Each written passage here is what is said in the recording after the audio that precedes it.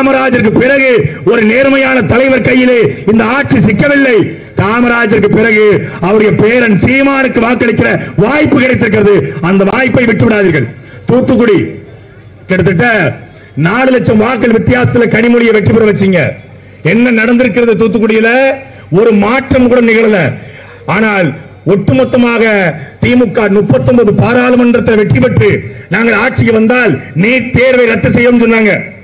NEET தேர்வை ரத்து செய்யும் சொன்னாங்க. எய்ம்ஸ் மருத்துவமனையை மத்திய அரசு கொண்டு வரல அப்படின்னு சொல்லிட்டு மோடி என்ன பண்ணாரு? உதயநிதி ஸ்டாலின் ஊருக்கு போயிட்டு ஒரு செங்கலை தூக்கி காமிச்சாரு. இந்த பாருங்க, இந்த செங்கல் தான் எய்ம்ஸ் செங்கல். மோடி எய்ம்ஸ் மருத்துவமனை கொண்டு வரேன்னு நான் தெரியாம கேட்கிறேன்.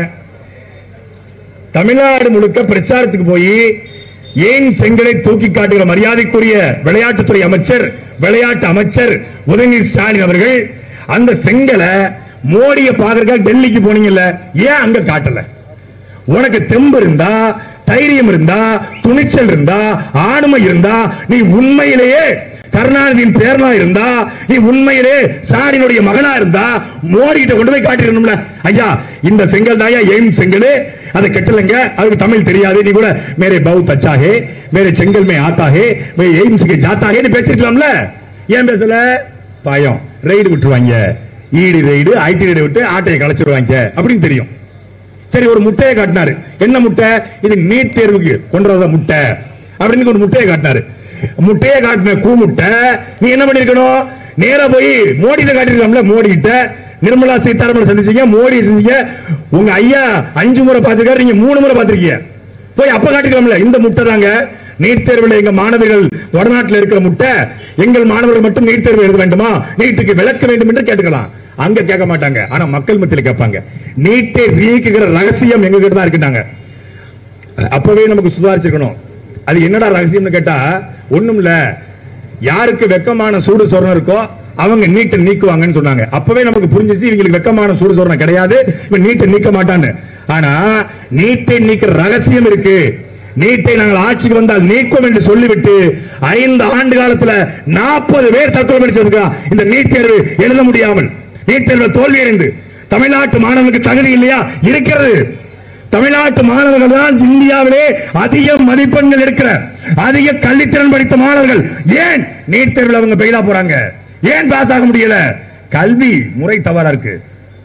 சிபிஎஸ்இ பள்ளிக்கூடத்தில் படிக்கிறவனோ, சமச்சீர் பள்ளிக்கூடத்தில் படிக்கிறவனோ ஒரே முறையான தேர்வை எப்படி எழுத முடியும்? கல்வியுடைய திட்டத்தை மாற்றணும். அதை மாற்ற வக்கற்ற அரசாங்கங்கள் மாறி மாறி பாஜக திமுகவை குறை சொல்வது, திமுக பாஜகவை குறை சொல்வது, அதிமுக திமுகவை குறை சொல்வது, மாறி மாறி 5 வருஷம் தாத்தா, 5 வருஷம் ஆத்தா, ஆத்தா விட்டா தாத்தா, தாத்தா விட்டா ஆத்தான்னு, கருணாநிதி விட்டா ஜெயலலிதா, ஜெயலலிதா விட்டா கருணாநிதி, மாறி மாறி ஓட்டி போட்டோம். இப்ப ஆத்தாவும் இல்ல, தாத்தாவும் இல்ல, முடிஞ்சிருச்சு கதை. இப்போ உங்களை நம்பி உங்கள் பிள்ளைகள் நாங்கள் வந்து நிற்கிறோம். எங்களை இந்த முறை நீங்கள் செலுத்துகிற வாக்கு என்பது ஒட்டுமொத்தமான திராவிட கோட்டைக்கும் இந்த பாரதிய ஜனதா கட்சிக்கும், பாரதிய ஜனதா கட்சியில நாங்க ரொம்ப நன்றி கடன் பட்டிருக்கோம். உண்மையிலே பாஜக பிடிஎம் எங்களை சொல்றாங்க. உண்மையிலே பாஜக பிடி நாங்க இதை சொல்லக்கூடாதுன்னு நினைச்சேன். இது உண்மையில ஒரு பெரிய ரகசியம். நான் சொல்லக்கூடாதுன்னு நினைச்சுக்கிட்டு இருந்தேன். சொல்ல வேண்டிய தேவை ஏற்பட்டுச்சு. என்னன்னா, எங்களுக்கு ராணுவத்தில் எங்க அண்ணனுக்கு ஆள் இருக்குன்னு சொன்னாங்க, யாரும் நம்பல. ஏர்போர்ஸ்ல ஆள் இருக்குன்னு சொன்னா யாரும் நம்பல. உங்களுக்கு தெரியுமா, பாரதிய ஜனதா கட்சியிலும் எங்களுக்கு ஆள் இருக்கு. நான் தூத்துக்குடி திரேஸ்புரத்தில் மட்டும் சொல்றேன், தயவு செய்து யார்ட்டையும் சொல்லிடாதீங்க. பாரதிய ஜனதா கட்சியில எங்க அண்ணனுக்காக வேலை பார்க்கிற ஆள் யார் தெரியுமா? அண்ணாமலை. இந்த பேரை யாரும் சொல்லிடாதீங்க, அண்ணாமலை. சாதாரணமாக இருந்த எங்களை NDTV, Times of India, CNN என்று வரைக்கும் தெரிய வரைக்கும் என் வீட்டை நான் கூட போட்டது கிடையாது.